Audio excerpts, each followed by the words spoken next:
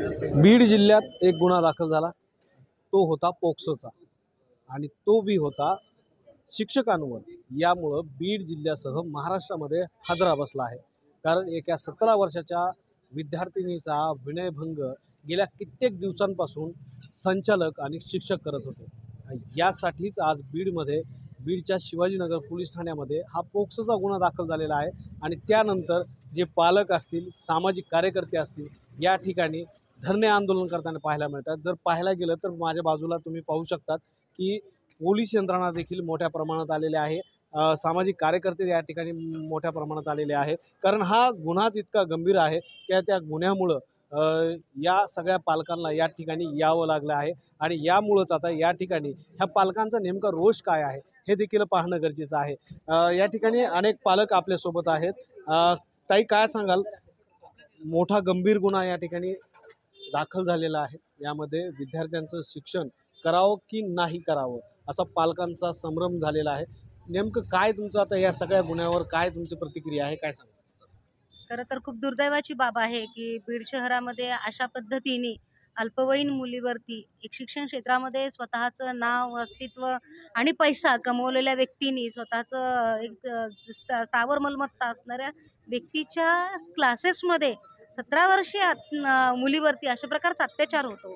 तिला आतमध्ये बोलून घेतलं जातं। तिच्यावरती स्वतः पवार आणि खटावकर असे जे 2 आरोपी ज्यांच्यामध्ये आहेत, ज्यांच्यावरती पोक्सोचा गुन्हा दाखल झालेला आहे, ते दोन्हीही आरोपी त्या मुलीला केस काय मागतात। म्हणजे तिच्या फिर्यादीमध्ये तिने ज्या पद्धतीने फिर्याद दिलेली आहे, तिच्यावरती जो अत्याचार झालेला आहे, या सगळ्या अत्याचाराच्या विरोधामध्ये काल रात्री पोलीस प्रशासनाने या ठिकाणी पोक्सोचा गुन्हा दाखल झालेला आहे। अत्यंत अभिनंदनाची बाब आहे पोलीस प्रशासनाची की राजकीय दबावाला बळी न पडता त्यांनी हा गुन्हा दाखल करून घेतला आहे। परंतु अद्याप त्या आरोपींना अटक झालेली नाही आहे। या आरोपीला जोपर्यंत अटक होत नाही तर त्याला अटक होऊन सदरचा गुन्हा हा फास्ट ट्रायल कोर्टामध्येच चालावा। ज्या लोकांनी याला पळून जायला मदत केलेली आहे, ज्या लोकांनी या दोन्हीही आरोपींना सहकार्य केलेले आहे, त्या दोन्हीही आरोपींना सहकार्य करणाऱ्या मदतनीसांचा सगळे मोबाईल CDR काढावे। त्यांच्यावरती सुद्धा पोक्सोच्या 34 प्रमाणे त्यांनाही त्यामध्ये सह आरोपी करावं आणि सदर प्रकरण फास्ट ट्रायल कोर्टातून सरळ आरोपींना फाशीची शिक्षा व्हावी, अशी या मागणीसाठी आज आम्ही सगळे सामाजिक कार्यकर्ते या ठिकाणी ठिय्या आंदोलन करत आहोत। मात्र या सगळ्या प्रकरणाला राजकीय वळण दिलं जात आहे असंही या ठिकाणी पाहायला मिळतंय। कितपत योग्य आहे? न्याय मिळाला पाहिजे की राजकीय वळण हे थांबलं पाहिजे दिलेलं? निश्चितच राजकीय वळण देणं जाणं किंवा राजकीय वळण असणं यामध्ये निश्चित फरक आहे। आता आम्हाला वास्तविक पाहता सदरच्या आरोपींचा आमचा पाहण्याचा दृष्टिकोन म्हणजे एक पालक म्हणून जर मला विचारलं तर त्यांच्याकडे पाहण्याचा दृष्टिकोन अत्यंत चांगला होता।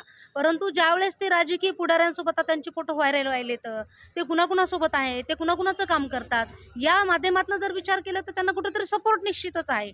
आणि शैक्षणिक बाबतीमध्ये किंवा अन्याय बाबतीत म्हटलं जर विचारलं तर एका शिक्षकांनी हा जो एक अत्याचार झालेला आहे तर तो फार दुर्दैवाची बाब आहे। यामुळे पालकांवरती किंवा त्या विद्यार्थ्यांच्या मनावरती, कारण आता नवीन शैक्षणिक वर्ग चालू झालेला आहे आणि हे 11वी 12वीची मुलं ज्यांचं भविष्य आहे, त्या भविष्यात असणाऱ्या माझ्या लेकरांवरती अशा प्रकारचा अन्याय होईल, त्यांच्यावरती अत्याचार होईल आणि ते मानसिकदृष्ट्या कुठेतरी खालावले जाणार आहेत।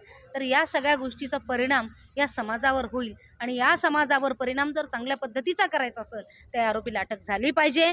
त्या आरोपीला जोपर्यंत अटक होत नाही तोपर्यंत विद्यार्थ्यांच्या मनामधला एक धाकधूक असेल किंवा जी भीती असेल किंवा जो त्यांचा हरवलेला आत्मविश्वास असेल तो त्यांना नक्कीच यामध्ये जर पाहायला गेलं तर ताई, काय सांगाल तुम्ही की एक पालक म्हणून काय सांगाल तुम्ही की आपल्या मुली येतात, मुलं येतात, मात्र अशा पद्धतीच्या काही घटना घडल्यानंतर पालकामध्ये काय एक भावना उत्पन्न होती, काय सांगाल?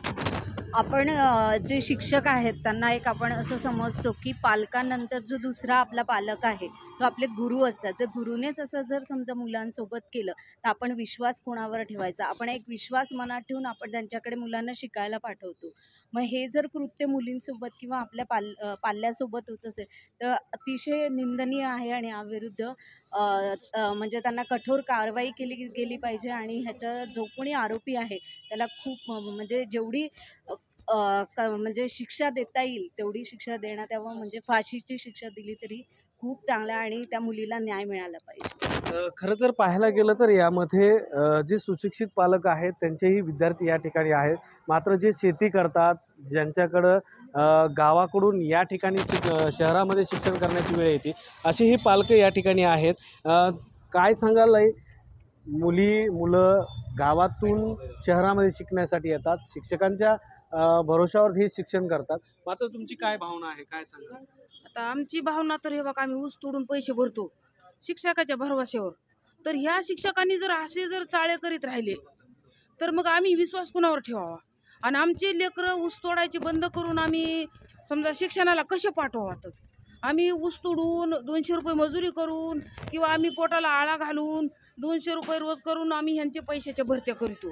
आणि पैसे देऊन पण ही जर असले वळण लावित असतील तर आम्ही कसा भरवसा द्यायचा? हे असल्या शिक्षक म्हणायचे का हे हैवान म्हणायचे का राक्षस म्हणायचे का ही कोणत्या अवलादीचे म्हणायचे? हे असले ह्यांच्यावर कोणता भरवसा ठेवायचा? आज एका मुलीचं शिक्षणात आम्ही खेड्यापाड्यात मुली ह्याच्यासाठी शिकायला पाठवत नाहीत. हे असे करतात हे लोक, आणि ते मोठे लोकच करतात बरं का, बारके लोक नाही, मोठे लोकच करते. त्यांची फॅशन आहे मोठ्या लोकांची, आणि त्यांना वाटतं आमचं सगळं झाकून जातंय. पण ह्याला आता कुठंतरी वाचा फोडल्याशिवाय जमणार नाही. आणि आम्ही जेवढे गरीब म्हणतोत ना, ऊस तोडे गरीब नसते, जेवढे आम्ही गरीब नाहीत, आम्ही त्याला शिक्षा दिल्याशिवाय मागं घेणारच नाहीत. नक्कीच यामध्ये जर पाहायला गेलं तर ऊसतोड कामगारांच्या ज्या महिला आहेत, जे व्यक्ती आहेत, त्यांची मुलं देखील या ठिकाणी शिकायला आलेले पाहायला मिळतात. मात्र यामध्ये देखील त्यांची जी भावना असते, त्यांनी शिकावं, मोठं व्हावं, आमच्यासारखं ऊसतोड कामगार होऊ नये. मात्र यामध्ये देखील असे प्रकार होत आहेत. काय सांगाल? खरं तर हा खरा प्रकार गंभीर आहे.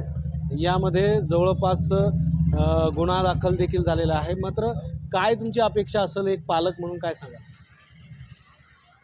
एक पालक म्हणून मी असं सांगेल की गुन्हा दाखल झाला, परंतु दोषींना लवकरात लवकर त्यांनी अटक करावी, योग्य ती कारवाई करावी. आणि अशा पद्धतीचे कोचिंग क्लासेस चालवणारे मोठमोठे खंडणीखोर जे आहेत, एक प्रकारे त्याला खंडणीच म्हणता येईल, की गोरगरिबाकडून ते खंडणी लाटण्याचा प्रकार करतात शिक्षणाच्या नावाखाली. परंतु मी असं म्हणेल की लवकरात लवकर हे सर्व खंडणीखोर आणि ही यांची जी दुकानं आहेत ती बंद झाली पाहिजेत. आणि गोरगरीब शेतकऱ्यांचे म्हणा किंवा सामान्य जनतेचे जे मुलं आहेत त्यांना योग्य तो न्याय. आता तर मी असं म्हणेल, सर्व पालकांना म्हणेल किंवा विद्यार्थ्यांना म्हणेल की आत्तापर्यंत या बीड शहरामध्ये 4 वर्षाच्या चिमुकलीपासून ते आत्ता आजपर्यंत हे सगळे प्रकार होत आहेत.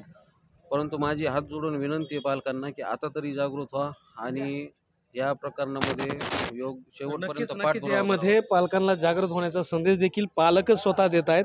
काय सांगाल? तुमची ताई देखील या ठिकाणी शिकण्यासाठी होती. मात्र हा सगळा गंभीर प्रकार बघून काय नेमकं भावना काय व्यक्त करणार? याच्यामध्ये काय आहे, एक शेतकरी मजुरी करून ऊस तोडून एक मुलीला स्वतःच्या इथं शिकायला पाठवतो. आणि मेन म्हणजे शिकण्यासाठी इथं 4 विषयाला, एक विषयाला 15 20 हजार रुपये फीस आहे. ती फीस भरण्यासाठी शेतकरी सावकाराकडून कर्ज काढून इथं शिकण्यासाठी पाठवतो. आणि असे शिक्षक जर विद्यार्थ्यांसोबत असं कृत्य करीत असतील तर गुरु शिष्याच्या ह्या बाबतीला लाजिरवाणी गोष्ट आहे. तर ह्याच्यामध्ये जी योग्यशीर कारवाई आहे ती लवकरात लवकर करण्यात यावी.